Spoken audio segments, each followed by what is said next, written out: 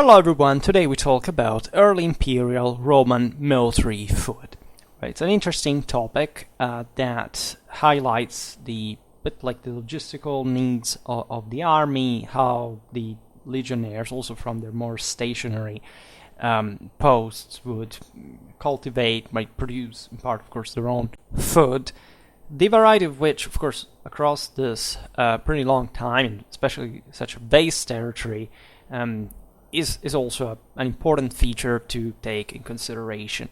And there is this first, misconception to debunk a little bit, that is the fact that the Roman soldier would feed himself almost exclusively of bread and other cereal products, right? And this, as it often happens, stems from certain literary passages that fueled this idea. For example, Caesar's legionnaires in Gaul had sort of disease, were rather uneasy in the circumstances in which, given the lack of wheat in that specific circumstance, were obliged to eat meat and other types of food. And still, in some passages from Tacitus, the meat consumption seems to have been considered acceptable only in case of, impellent necessity. Why these passages? Because you would think, at the end of the day, why is it that Romans didn't like meat? Well, this is obviously not the case. First of all, in reality, also during the Republican era, we have multiple references to a much more equilibrated diet that we will in part see now exemplified, and to the generalized consumption of meat, right? While starting from the first century AD, the diversification of the typical food, probably also due to the adoption of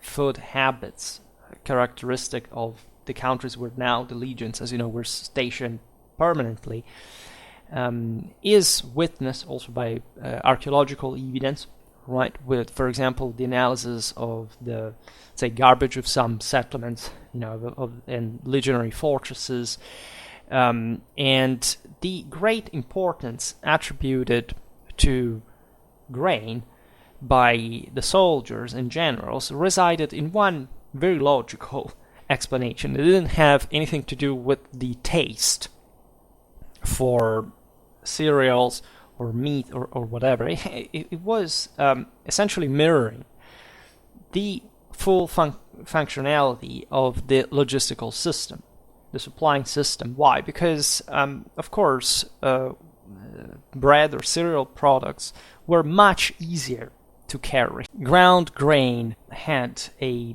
greater capacity of preservation, of transport. It could be consumed even after multiple months, while the vegetal food and meat, especially non-salty one, they perished after just a couple of days. So if you had with you ground grain, you could definitely move also on long distances and with relatively small logistical problems that were never troops were simply self-sufficient on the basis of the ratios they could carry with them, because as we will see now, they also cooked it on their own, etc. But you always needed substantial supply lines open, etc. But the fact that you wouldn't have this ground grain available was not a disgrace for the type, the taste of food, but for the logistical problems that this entailed. Means that there you didn't have access in general, even on the longer term, to all the type of food would allow you much more easily in the organization to feed the troops with, compared to this other type of food. And consider, of course, that Roman legionnaires came from a pretty rustic background, right? They were all farmers, basically, so they had somehow varied diet, at least for within the limits of those times. It also was not essentially different from the ones of other peoples. Very often there is this stereotype that is created by same Romans that peoples like, this in Central Europe, they ate just meat or dairy products. Actually, they were mostly agricultures. They ate themselves ground grain mostly, right? And also the differences in food were not particularly great in a structural sense. As we will see now, there was lots of different food, but overall, what could be produced and also supplied to the same army was just more typically, in fact, bread, but integrated with lots of other stuff, meat, etc. And this again depends wildly on the condition. Let's say if you picked an average legionary fortress essentially in a pacified context where Romanization has already kicked in next to pre-existing settlements, etc. Of course, the legionnaires, first of all, had a relatively peaceful service, right? Not even a dramatically dangerous one. And they would root there in many ways. They would buy food locally, would produce it on their own. We do not, as we'll see now, that there were spaces properly dedicated to cattle, breeding, to agriculture, right, etc. So the variety of food was as big as you could on average have at that time, right? So for an emergential situation where you have to cross territory where you have very scarce local resources, the enemy has carried out the scorched earth strategy, etc., you of course need to maximize the functionality of food production and supplies, because that's what you need at that given moment. But it's not, and so bread and cereal products have mostly that function, but they're not indicative of the absolute type of diet that a legionary would have during the service in absolute terms, right? Actually, it's just something you would have to sustain for a short amount of time.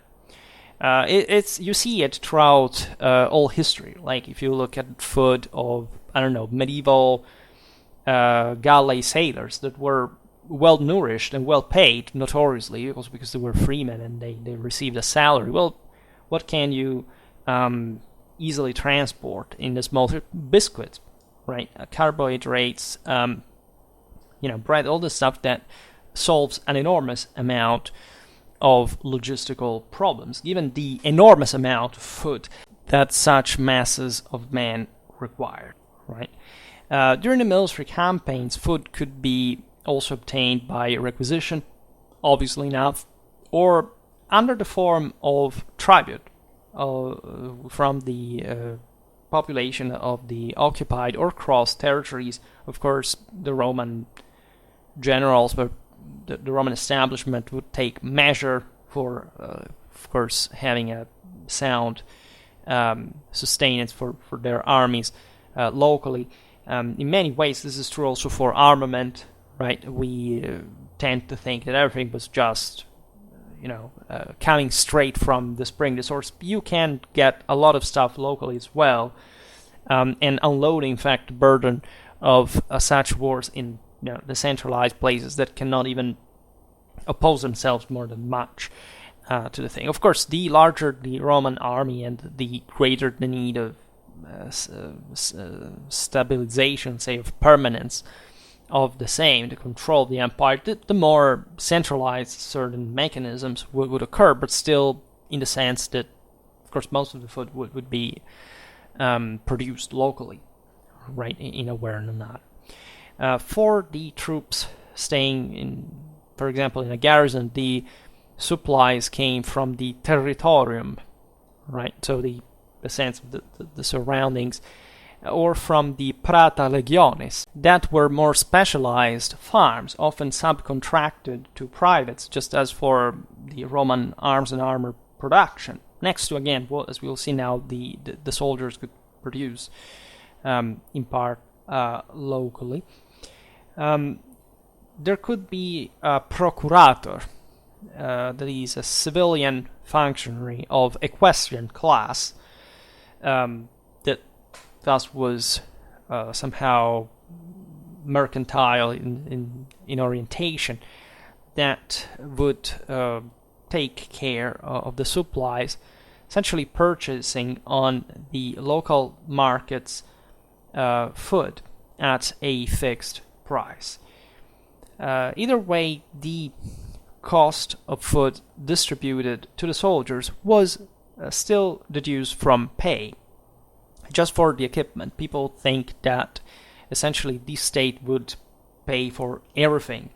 Also after the Marian reforms, this is not exactly true, right? Everything that you consumed, in theory, could be subtracted from your salary. And as such, of course, there would be some adjustments. There was part of this would simply arrive from the state. But the most important thing, though, was the sustainability of the system, so that there would be enough supplies. And so, say, a contractual nature, also military service, would allow the soldiers to, of course, be well fed, as they were, also because they underwent, as you know, an incredibly harsh training. They needed to be, say, cultivated also in terms of health and a certain physicality. So we will see this perhaps better in another video about, say, the military medicine. Another source of food supplies for the miles could be constituted, as we were saying before, by the direct purchasing in the markets that existed spontaneously in the cities, in the towns close to the military camps known as canabai or biki, while in some cases, as witnessed by numerous papyri that, as you know, survived in the eastern parts of the empire thanks to the dry weather, part of the food could be actually sent from home, from the families, the relatives, right? There is a very interesting documentation about this. This naturally entails like a very good communication system standing at this point, and also the possibility of sending food that would preserve itself that's long across such distance, and especially again in interest of time. So there can be an ideal standard average idea of the possible daily ration of a Roman legionnaire in terms especially of calories. So you can imagine two so-called sextari, this is the Roman measure, of bread that would weigh something like 850 grams, so something like 2,000 calories, some 75 proteins per gram. The bread could be also the bucellatum type, still counted into sextari, but probably being of slightly less weight. So we're talking about more or less the same amount of nutritional factor. When think of 160 grams, that is half libra of beef meat for 600 calories and something like 15 grams of protein, or pork, that would increase the amount of proteins, right? There would be interesting considerations to make here, because some animals, like with beefs, or this types, you can work to and produce else, right? But pork, pig is that sense fatter. Say it doesn't work though, right? So it's mostly for meat. You slaughter and eat everything, right, of it. Cheese, 30 grams, that would count as 1.5 unciae for some 90 calories. Vegetables, 50 grams, 1/3 of a sextarius for 190 calories. Wine, 160 grams, half of a liquid sextarius with 200 calories. You know that this was important at some point, even for combat, right? Having substantial energies ready to be spent. And 40 grams of oil, right? 1.5 unciae in the Roman measure, containing 350 calories. So all this would count for 1 kilo.13, right? 3,000 calories. And so something like between 110, 125 grams of protein a day, right? And consider this for an entire legion, for example, and protracted over time. So all the system was required to feed these troops, and with regularity, of course, if possible, especially in emergential situation. So food was generally prepared and cooked directly by the legionnaires. Some were specialized as cooks. We know that there were kitchens within the castra, similar things. The legionnaire would use pots, the olai, pans, the paterae, of different dimensions, and other kitchen tools, not really different from the modern ones, right?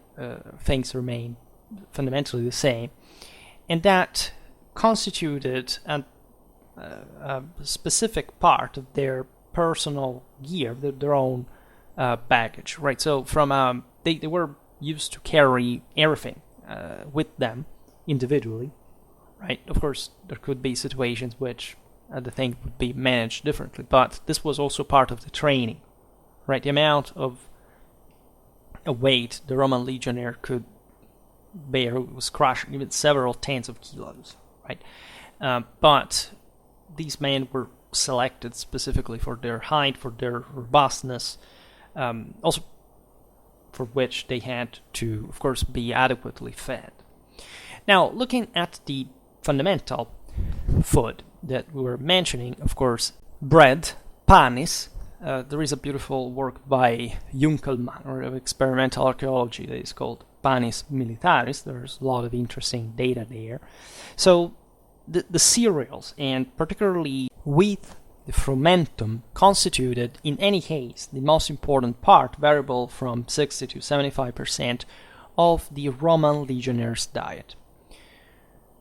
Non-ground grain rations were distributed with regularity among the soldiers, usually on a monthly basis. We know this, for example, from the Commentari de Bello Gallico, and their value, so how much this grain cost, was subtracted from pay, right? Because the idea is that you served as a privilege in the first place. Right here we cannot digress on the political, juridical, and broader cultural issue, but still these soldiers were responsible for their own consumption, let's say.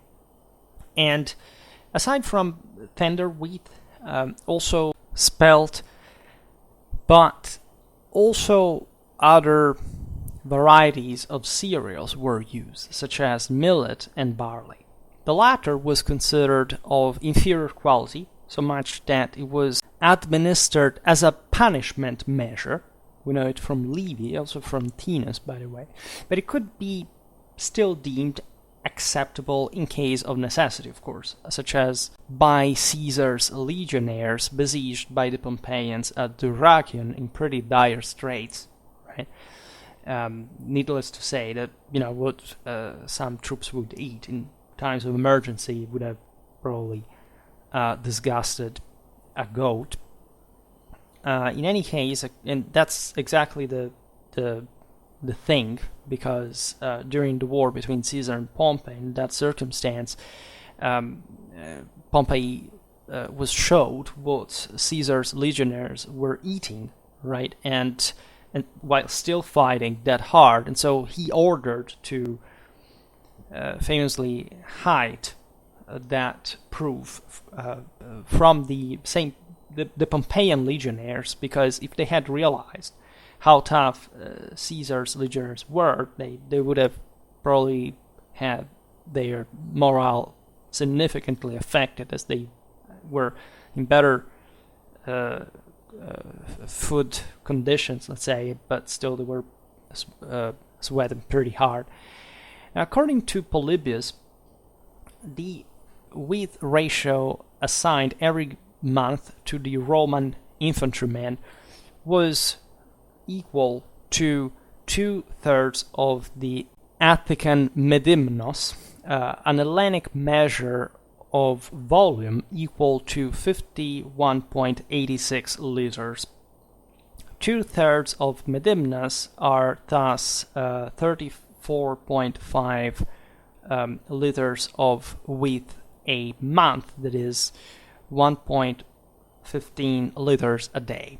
So, and this quantity in turn equates almost exactly to the aforementioned two Roman sextari, because one sextarius would be 0.546 liters, that thus had to constitute likely the legionnaires' daily grain ration. In terms of weight, 2 sextari of wheat equate to 850 grams that we thus indicated before. The higher measure unit, the modius, was equivalent to 16 sextari, that is 8.73 liters, and surprise, surprise, this would make, in the 1:8 ratio, the daily ration of a 8-man contubernium, right? So the smallest unit in the Roman army, right? The soldiers who lived in the same tent, and that were likely also forming a single file in combat, right? In the centuria. This tells you how the units of measure were calibrated on the basis of the needs of the army, right? So they're not just abstract, right? They refer to all the possible civilizational indicators, to the amount of food to supply an army unit. Grain had eventually to be ground in order to obtain flour with which preparing bread.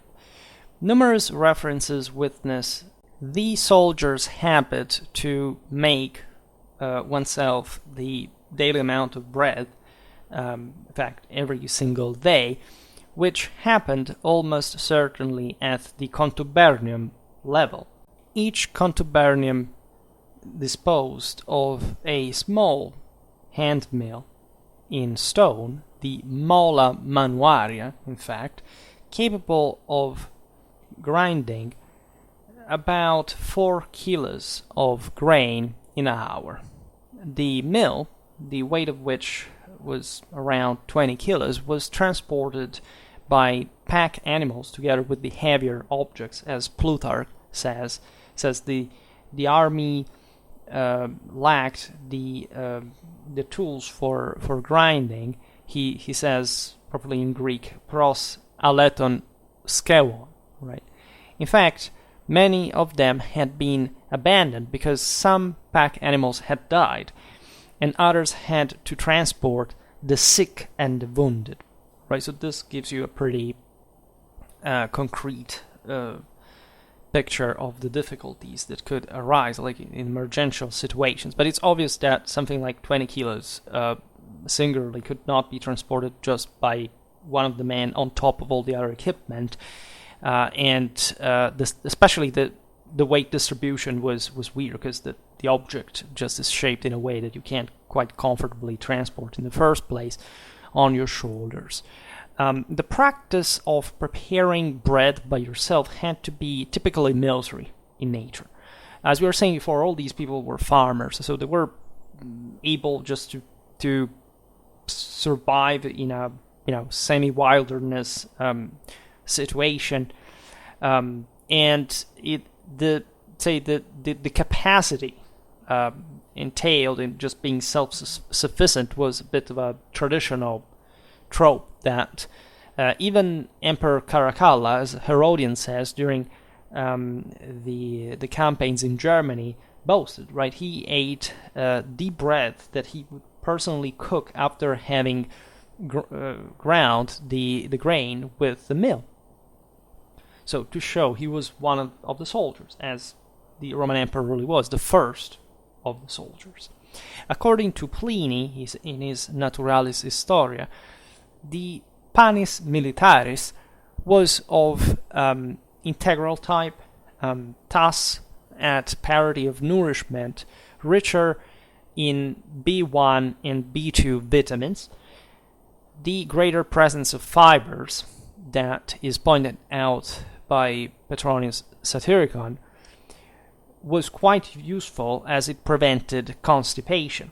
You know that one of the most common illnesses at that time was gastrointestinal in nature, so think about the hygiene, the very different level of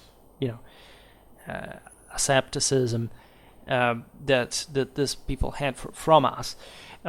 So it was particularly important to favor, at least as much as possible with the knowledge of the time, a good digestion. So on average, the aforementioned 850 grams of grain of daily ratio after the transformation into flour, that reduces weight, by the way, of something like 60%, and the further addition of water for dough and cooking produced newly something like 850 grams of bread ready to consume. But flour could be used also in other ways. It's witnessed, for example, with a certain frequency, the preparation of the pulse, a sort of porridge, right, similar to the Italian polenta, just to make an example, made of spelt flour, water, oil, or milk, right? So with what you would have available, if you were lucky in certain circumstances, but still that could be easily done. And again, the most important thing during the moments of greater supply shortages is how much calories you ingest. Right? You're not looking at the diet from as a divertissement. You need just to keep these guys functional with that good amount of energy to spend. That's what you really need for it. And that's why they had a very simple but effective means to do that. Right? And the best food in terms of functional transportation, also over time, that you could have. Since during the marches and the transfers was not always possible or advisable to light up fires for cooking bread, given that you could be spotted by the enemy, it was often prepared a sort of pre-cooked biscuit ready for consumption, the aforementioned bucellatum. Right, the same term is famous also for later Roman times for the bucellarii, right, that were essentially troops provided with bread by some powerful private landowners that somehow worked also with for the army, providing this forces. So a bucellatum that had, as we have seen before, the same caloric value of bread, but with a sensibly inferior weight, 600 grams against the 800 of the bread ratio. In many circumstances in which it was necessary to minimize the burden, the weight of arms and baggages, the bucellatum was de facto the only type of food you could bring with you, right? As we were saying before, with biscuits, that's the case. The Historia Augusta, for example, of Piscaninus Niger says it. And imagine just, the lightest and most nutritious thing you can bring with you in any circumstance. So slightly less nutritious, but in terms of weight, again, there is no comparison if that's your priority, right? How light you want to travel. Now, there were other types of food next to bread, as we've seen, that were more frequent than we generally think. Like food in general, type of foods, I know in English it's uncountable, but in Latin it's not, so the cibaria, right, are meant as such. And in spite of the central role that, as we've seen, was reserved to bread and its et similia, that provided the majority of calories and carbohydrates necessary, the Roman soldiers' diet in the early imperial period was actually quite rich and diversified, right? The need of vitamins and proteins necessary to ensure an equilibrated diet was satisfied by adequate rations of meat, vegetables, cheese, eggs, oil, wine, that we will see now. And the variety of diet was well known also at the time. It was not considered a simple luxury, but say a scientific measure to grant the assumption of the necessary substances for maintaining the organism efficient, and very much so for soldiers that had to control, as we've seen, much larger populations and spaces, and were so successful at it. And the term cibaria was used to specifically to define all the food different from cereals and its derivations. This is what is made clear by Caesar's De Bello Civili, and by some fragments that we found in Egypt, it seems evident that frumentum and cibaria, so this was the duo, was supplied separately, right? And this does make sense because, of course, also the cibaria would be, supplied through different sources, but probably they were channeled into different, let's say, paths, right, for the army, regardless of the subdivisions. Speaking of meat, that of course was very important, as you understand, and in spite of the aforementioned commonplaces that lasted long among scholars, it is certain that the Romans during imperial period, just like in any other, consumed discrete quantities of meat, especially as we've seen beef and pork, as it's witnessed by the numerous finds of these animals' bones in the sites occupied by the legions. The bovine meat came from cattle that pastured in the Prata Legiones. So the legionary pastures, grasslands, fields, from the markets, and from, by the way, the sacrifices that were regularly officiated on the occasion of the numerous festivals. At the time, pork meat was boiled or roasted, and it was possible to make sausages, farcimina, out of it, or ham, perna, right? And for preserving it, particularly useful to dispose of light march rations capable of preserving themselves for a long time, techniques of salting and smoking were used. Salted pork meat, the laridum, was one of the most spread and consumed food at the time. the legionaries enjoyed very much also sheep meat. We know it from Caesar's the Bello Civili, among others. In Latin, sheep is ovis, goat is capra. Also, the courtyard animals known as aves, such as poultry, the pulli, and geese, the ansers, and ducks, the anatides, were found frequently in the diet of the Roman legionaries, together with their eggs, the ova. The Caseus, yes, it's later, but still counts for imperial times, advises to breed poultry in the anticipation of sieges, because these animals were relatively cheap, and they were, by the way, ideal as food for the sick, right? Because it was light and still nutritious. Horses and pack animals could be butchered only in case of, dire straits, strict necessity. As you understand, they were very important logistically in other ways.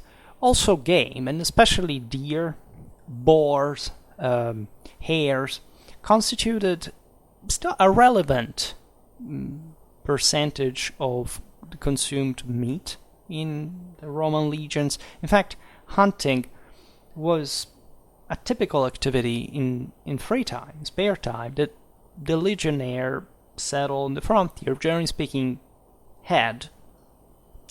That this aspect is fascinating because, as you know, hunting was just historically also considered an aristocratic activity, but the Romans, just the Roman legionnaires as such, as we explained many times, were considered as a sort of aristocracy. The Cingulum Militaris conferred them a sort of noble status. This doesn't mean that they hunted just for that, but it's important because they practiced every kind of training, and hunting was very, very relevant, right? All these people, as we've seen, were peasants, so they at home, so they knew how to butcher animals. They knew what blood was. It was not about anything in the violence of it. Of course, some ferocious animals could be hunted with risk, but it was about mostly sharpening, your senses, the skills, also simply applying yourself to something, like where you're waiting for something else. I consider the Roman legionaries participated to games, to certain parades, ceremonies, sort of tournaments, even so. All this was part of a normal of the training, right? Of keeping yourself fit mentally, physically, and in this case, you could even get part of your food from the endeavor. The average daily ration of meat was around, as we've seen, half pound. The Roman one, that is 160 grams. Speaking of vegetables, these were mostly present as leguminaceous plants, such as beans, the fabae, the lentils, the lentis, and the peas, the pisa, that provided with a discrete quantity of proteins at contained cost. Sometimes, in case of necessity, the Roman legionnaire could eat herbs and roots found on the spot. This is basically the sort of pastiche that the aforementioned Caesar's legionnaires at the siege of Dyrrhachium had to recur to. There was also a recurrent use of garlic, right? This is just generally speaking in Roman cuisine was pretty characteristic, right? And as such, it would become even a trait, right, of the Roman soldier in itself.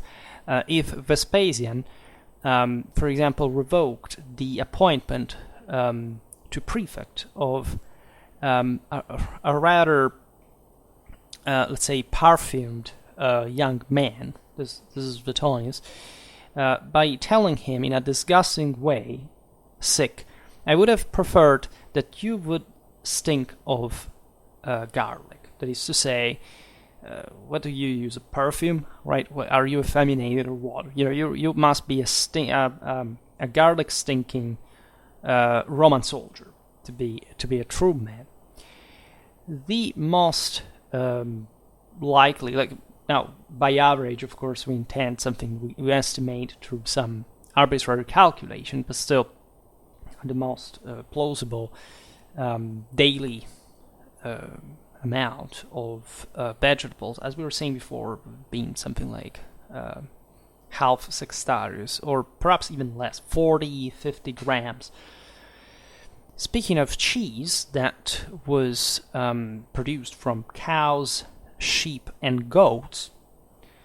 So the Caseus, this is the Latin for cheese, had the advantage of offering a moderate weight and to be, say, packed in the camp by the same soldiers. The daily ration, as we've seen, could be around 30 grams. Olive oil, right? Very Mediterranean thing that was thus widespread in mostly the Mediterranean Empire. It was used as a mean of seasoning and a mean of cooking, but also as a medicine, by the way, demonstrates how, even at the time, such food was considered a fundamental element of a healthy diet. A papyrus witnesses an individual supply of 4 pounds a month, corresponding to 1.5 ounce, the uncia, that is 5 centiliters a day, which is interesting. Fish. Fish consumption, even though this was essentially the most difficult to maintain, as you understand the means of the time, and there were means indeed. There were some even canteens with eyes or stuff like that, but here we're talking about practical things that in the military, of course, are paramount, and this is not really the case. Is witnessed by bones and other rests. River fish, principally the trout, tructa, the pike, lucius, the sturgeon, acupenser, and other non-identified species, was regularly fished around the legionary camps along the Rhine and the Danube, for example, where also remains of hooks and other fishing tools were found, while sea fish, usually cod, salpa, anchovy, the afie, and tuna, the tunnus, was transported to the sites and fortresses, also far away from the coast. And again, they had the means to preserve them, sometimes alive, right? That was the easiest way, actually. Fish bones have been found in Vindavissa, today's, at least the proximities of Windisch, in Switzerland, inside an amphora of the garrison of Masada, etc. Naturally, the preservation techniques based, in this case especially on salting, had to be applied with great care and not always with success. Again, fish was very costly in general. We know it even on the market of Rome, that is close to the sea, and it was very well supplied. But say in some quantity it was present, it could be afforded, like Europe and other places have pretty extensive water basins and close also to important places. We pointed out the great riverways of Central Europe, etc. A papyrus tells us anyhow the instance of a soldier telling his father of his misadventures for having eaten spoiled fish, which could have happened even without suspicion. Fish, and particularly its innards, constituted also the basis for the preparation of the famed garum, a very researched fish sauce, of which, however, we're not completely aware of the composition. And being very costly, it was often substituted by something of lesser quality known as the muria. Right, it was a very complex procedure to prepare the garum, etc. But it was used to season food, and there were, let's say, simpler ways so less qualitative ways of making it, but that would still work, of course. Also seafood, and in particular oysters, ostreae, mussels, mutuli, limpets, patellae, and sea snails, cochlea, were very appreciated. Juvenal tells us in his satire about this. Numerous rests of such mollusks, almost certainly coming from special farms, have been found in almost all the legionary settlements in Britain, also the ones far away from the sea, which is fascinating. Just think about Caligula, collecting, picking up seashells right on the coast of Normandy. But that's just an anecdote. But just to say that, as we will see in another video, very often legionnaires stationed on the frontier had plenty of free time, right? And so they had to kill it in some way as well. And this seemed like a good endeavor to do so. Now, fruit, of course, incredibly important in every diet, and known as Poma, generally speaking. Both the fresh and dry one was largely produced and consumed in the Roman military. Right, they cultivated their own plants, as we have seen, also in a diversified fashion. Around numerous legionary fortresses, we have found, within essentially the dump, the remains of the consumption of great amounts of apples, mala, pears, pera, plums, pruna, grapes, uva, cherries, cerasai, various species of berries, figs, fici, walnuts, nucas, hazelnuts, nucas avellanae, chestnuts, castaneae. On the eastern frontier, from Persia and more far away, it was possible to find peaches, in fact known as pruna persica,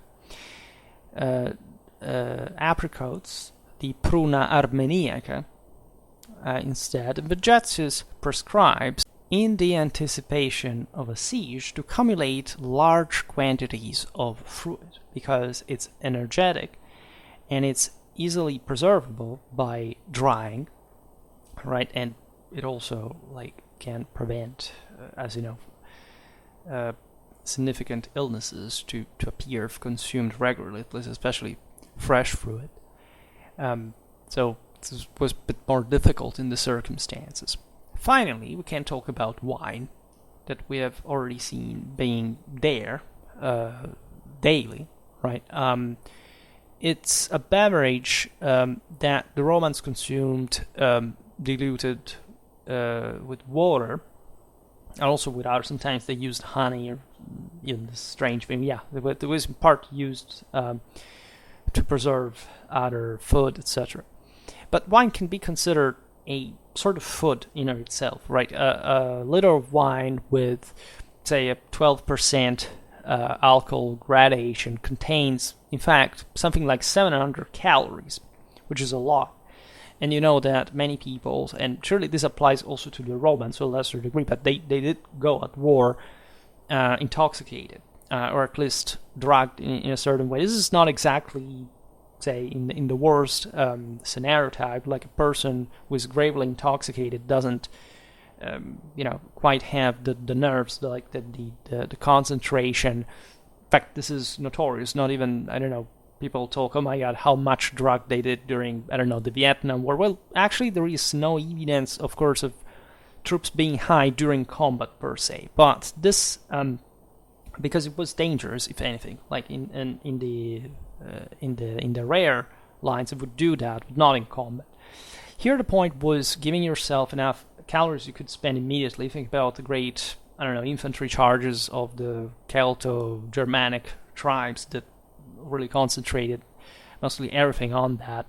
And the Romans were, as we've seen, much more kind of aggressive and loud than we're normally told, right? Battle cries were a thing. The Roman soldiers weren't always silent, right? They would, in the moment of the assault, would really unleash that hell, just to quote Gladiator.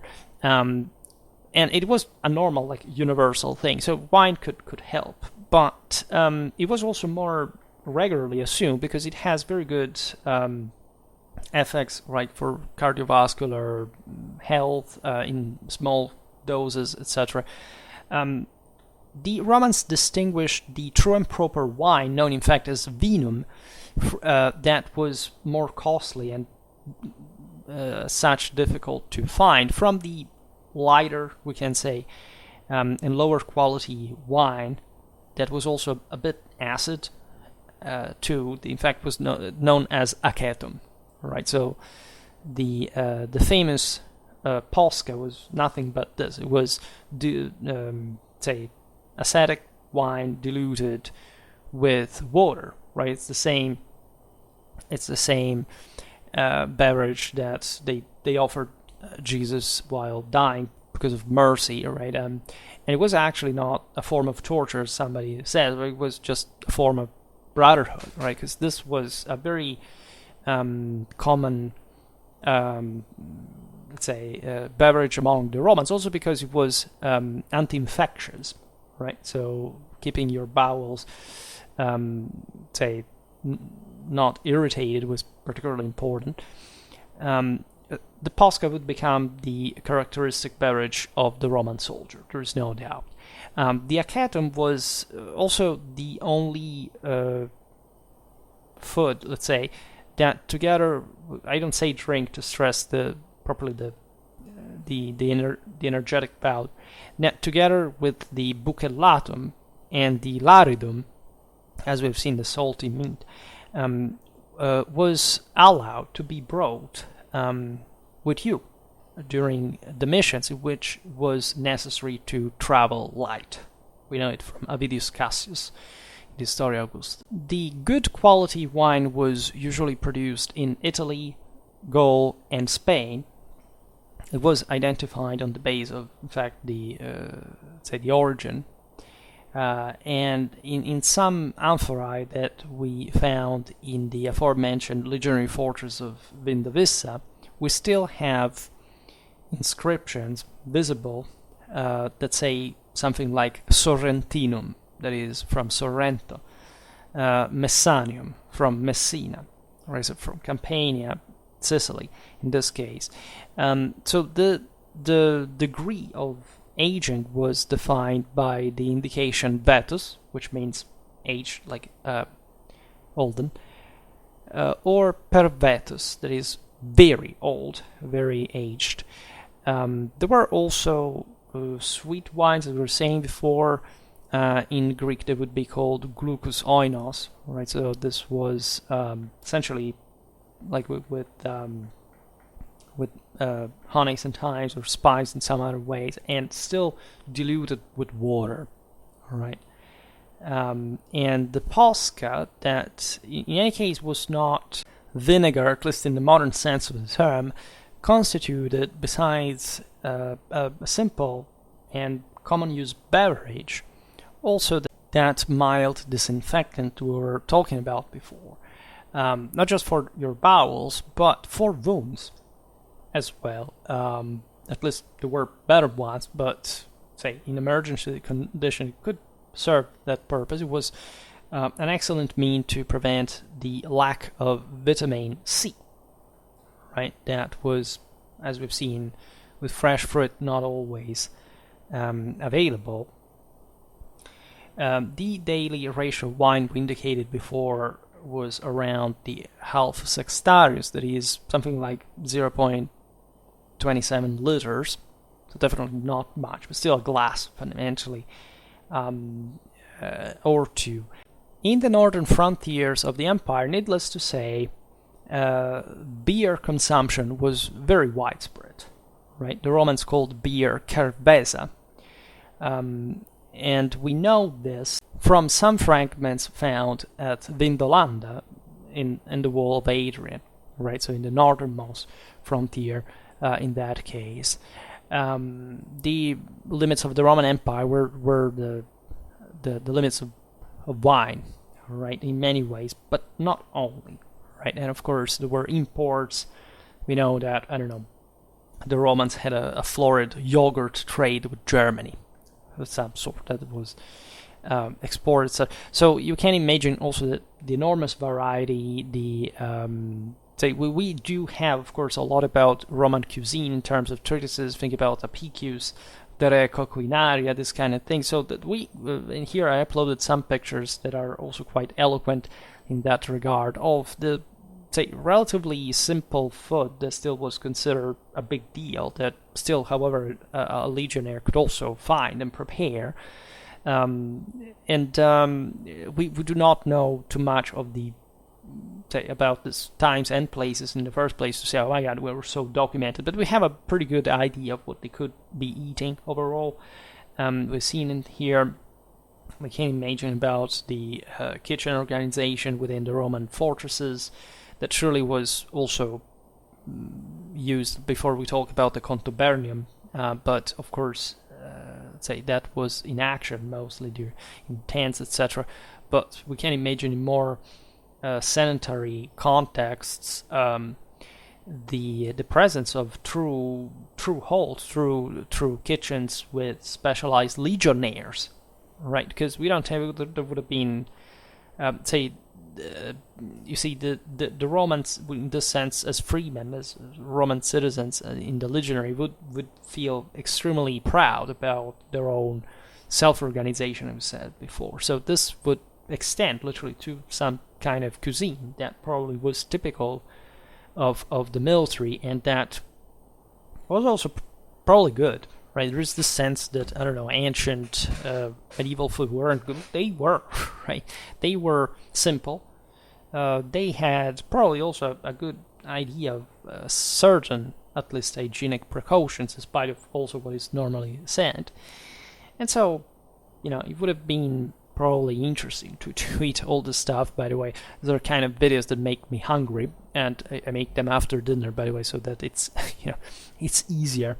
Well, everyone, but just came handy accordingly. And surely we will observe all this for also for other eras of the Roman military. As far as for other, actually we could talk about medieval food, which we rarely do, etc. And there are very interesting regional differences, etc. that we should appreciate, because that's also where culture passed through, and that's surely a pretty important thing. Again, lots of other considerations we could make. Think about even the exchanges with other peoples, foods, even the ones across, let's say, the frontier. We've seen it before with the Persian, Armenian fruits, etc.